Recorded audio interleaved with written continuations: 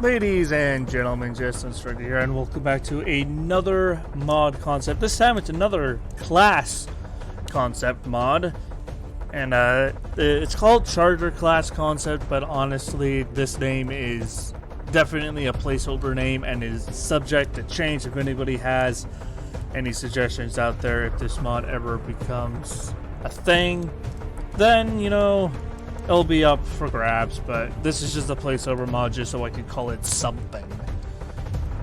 But anyway, here is the basic overview, class description. Ever thought psionics were old news? Ever wanted a duel melee class that wasn't just a samurai ripoff? Ever wanted a non-Psionic Templar? And this is the class for you? Well, hopefully. That's what I was going for anyway. Maybe some people may still think that it's just another samurai ripoff, but I try to be unique.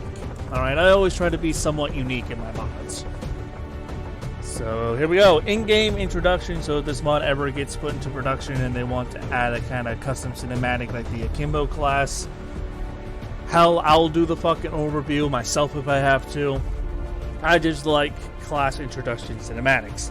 Anyway, some of our rangers were getting jealous of the Templars' advanced Sword Gauntlets lately, and a few of them banded together to brainstorm their own dual-bladed gauntlet setup. Shen got involved, and well, here we are. Just be careful in the field. Lack of a secondary weapon means your options are going to be limited unless Shen comes up with any more tricks. Loadout and abilities. Starting loadout, Sword Gauntlets. The setup experiments with gauntlets are spring-loaded retractable blades for use in melee combat. Hopefully Shen can modify future sword upgrades to match if we ever want the setup to kick off. Because the soldier lacks a secondary weapon, it would be wise to exercise caution while planning attacks. Starting abilities. Slash. Charge an enemy within movement range and lash out with your sword. Slash and dash. Using only one or two. Weapons means less equipment to look around, and also means more freedom of movement. Slash attacks trigger a momentum action. Passive. So yeah, they're kind of like Templars, where they can still gain a momentum action, because not having a secondary weapon is obviously a big hinder, and I kind of planned for this. But anyway, moving on to the abilities. Corporal abilities. Reaper. Poison Dead. Your blades are now coated in a poisonous latex. All successful attacks now apply poison to the target, mutually exclusive with the electric conduit. Night Stalker, electric conduit. Your blades are now charged by electric generators in the gauntlets. All successful attacks now disorientate the target. 25% chance to stun the target for one action point. Mutually exclusive with poison dip. So you can only have one or the other. You can't double up. Just for balance reasons. You can't have both of them. Not even through ability points. They're going to be exclusive with one another. Charged abilities. Reaper, Sword Dance. Your first sword attack is each turn doesn't cost an action. It does not have to be the first action of your turn, so if you move and then you slash somebody, like if you move to get line of sight to somebody, then you slash them, it won't cost an action. And you can slash them again. You can essentially slash twice per turn instead of having just a normal momentum action. Maybe it should completely replace slash and dash, but I'm not sure. I don't know. But instead of just having a basic movement action where you can only run away, you can essentially attack twice per turn. Just as long as you don't do something else first. Night Stalker, Shinobi. Enter advanced form of concealment where enemies have zero detection radius against you. Your first attack out of Shinobi has a plus 50% chance to crit. If organic enemies are not killed, they are thrown into a panic. So do you guys remember my stick boar mod concept where the shadow wraths with their shinobi ability? This is kind of a ripoff of that. You know, I reused it again. Oh no. Anyway, Lieutenant abilities. Reaper, Blade Storm. Free sword attacks on enemies who attack/move within melee range, and untouchable. You score a kill during your turn, the next attack against you will miss. I'm sure a lot of people could just, you know, use ability points and just get both abilities. Hold on. Reaper. Captain abilities. Reaper, a lethal poison. Replaces the basic poison with a more lethal mixture. Enemies are still poisoned, but also have a 25% chance to panic on successful attack. Requires poison dip. Night Stalker, overcharged conduit. Overclocks the electric generator, allowing for more effective attacks. Enemies are still disorientated, but now have a 50% chance to be stunned for one full turn. and 25% chance to be knocked unconscious altogether. Requires electric conduit.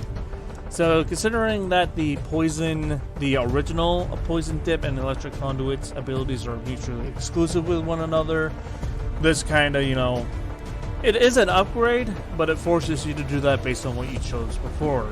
So maybe if you get 2 chargers in a single campaign, you can do 1 poison, 1 conduit, 1, but that's basically the idea. Is it requires each one, because you can't have a poison but upgrade it to overcharged conduits. That just doesn't make sense. So there you go. Major abilities. Reaper. Launch. Fires one of your swords at an enemy. A replacement sword is provided. Damage scaled with sword tier. 1 charge per mission. Night Stalker. Fan Blade. Spin in a circle, attacking any and all enemies around you in melee range. Doesn't end the turn, only costs 1 action to return cooldown. Corner all abilities. Reaper. Lamps to the Slaughter. Basic sword attacks for fun action points, no damage, fall off per kill, earn, lose 1 action point. Next turn, 5 turn cooldown. It's kind of like a better Reaper in my opinion. If I were to change Reaper myself, I'd make it more like this. Instead of having damage fall off per turn, you just lose 1 action point next turn. It seems like a fair trade. Night Stalker. Limit Breaking. 5 action points. No turn action is turn ending. All abilities cost 1 action point, 5 turn cooldown, which is essentially overcharged with more action points. Anyway, Sword Gauntlet tiers and damage scaling. Basic Gauntlet blades unlocked at game start. 3 to 5 base damage, 10 crit chance, 5 to 6 launch damage. Alloy Gauntlets launched via Stun Lancer Autopsy. 100 supplies and 50 alloys to build. 5 to 6 base damage, 6 to 7 launch damage. Hardened Alloy Gauntlet blades unlocked via Archon Autopsy. 150 supplies, 100 alloys to build. 6 to 7 base damage, 7 to 8 launch damage. You can see that very linear damage scaling. Possible shared abilities. The Charger can receive the following abilities: Lightning Reflexes, Running Gun, and Phantom. The Charger can share the possible abilities: Poison Dip, Ranger Only, Slash and Dash, Ranger Only. And there you go. That's it for the Charger. Hopefully it's a little bit unique compared to the Samurai and the Templars and all that stuff. And yeah, that's just about it.